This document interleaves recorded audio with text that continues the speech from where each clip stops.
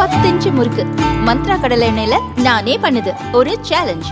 உங்களால இந்த மாதிரி முறுக்கு செய்ய முடியுமா? மந்த்ரா கடலை எண்ணெயில முறுக்கு செஞ்சு பாருங்க. ఓకే. కేటీఆర్ విషయంలో మాత్రం తగ్గేది లేదు. ఆయన తప్పనిసరిగా క్షమాపణ చెప్పాల్సిన అవసరం ఉంది.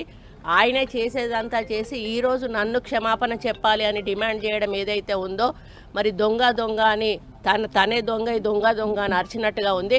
ఆ విషయంలో మాత్రం ఎట్టి పరిస్థితుల్లో కూడా నేను నిన్న గాంధీ భవన్లో మాట్లాడేటప్పుడు మరి కేటీఆర్ గారు క్యారెక్టర్ గురించి, మరి వారి గతంలో వారు చేసినటువంటి కార్యక్రమాల గురించి, మహిళల మీద వారికి ఉన్నటువంటి మరి చులకన భావం గురించి మాట్లాడుతూ మరి ఆయన నన్ను రొచ్చగొట్టే విధంగా మాట్లాడినప్పుడు నేను భావోద్వేగానికి లోనై మరి కొన్ని ఆయన మీద నేను విమర్శలు చేయాల్సిన అవసరం వచ్చింది. ఆ సందర్భంలో నాకు ఇంకెవరి మీద కూడా వ్యక్తిగత ద్వేషం కానీ మరి వ్యక్తిగత కోపం కానీ లేదు.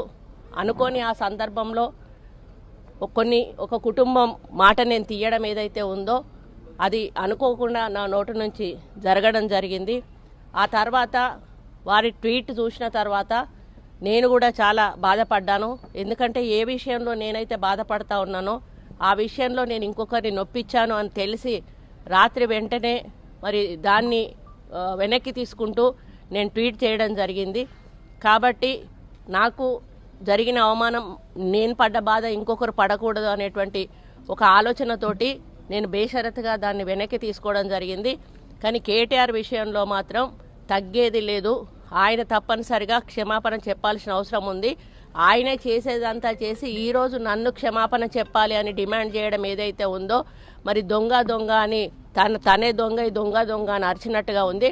ఆ విషయంలో మాత్రం ఎట్టి పరిస్థితుల్లో కూడా వెనక్కి తగ్గేది లేదు.